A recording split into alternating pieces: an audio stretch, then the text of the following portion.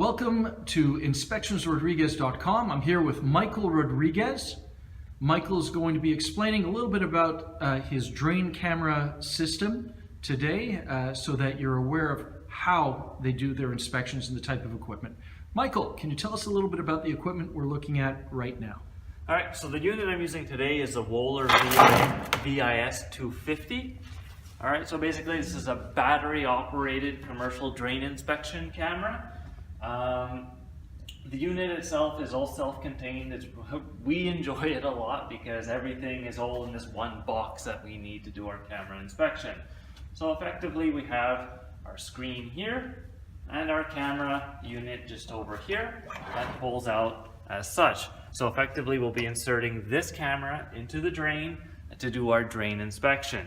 The other model that we use is a VIS 350, okay, and that model actually has a camera that pivots. All right, so when we're dealing with drains that are a little bit more complicated and difficult to get into, that camera there is also great to use because it allows us to have that different vantage point as well. Okay, so this unit here, we can get up to about 100 feet out before we run out of line. So about 99% of cases, these cameras are going to be plenty long and decent. It'd be really rare to find a place that's going to have a longer stretch than that, especially in the neighborhoods that we're going to be working in here. Michael, just kind of curious, how long does a drain inspection typically take? It can range anywhere between about 20 minutes to about 40 minutes. A lot of that time usually comes in trying to access the drain itself. Sometimes it requires a little bit more elbow grease to get some of these traps open. Sometimes we gotta hammer away at them or really try and force something open.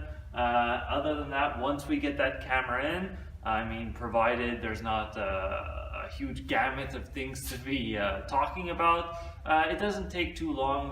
What we usually start out with is we're going to run our camera through while taking a video, okay, which we always provide to our clients afterwards.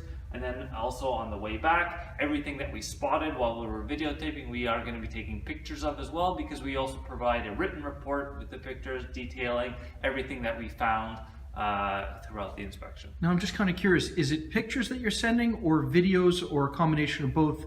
And how would a customer receive it? Do they have to whitelist a specific domain name? Like what email address would it come from?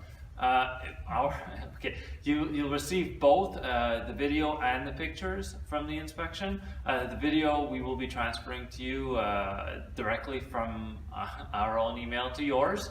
All right, and you'll have access to that pretty well the same day that we've done the inspection. And the written report naturally will be about a page or two long, including pictures and any observations that were found during the inspection.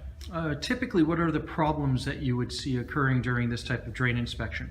We're typically going to be looking for any kind of issue that can affect drainage of the building. So what happens with a lot of older homes that were built before, about 1975, 76, when we started using ABS plumbing, we find a lot of cast iron or concrete, sometimes even clay pipes that have been breached, damaged, by tree roots, or sometimes just over time they crush.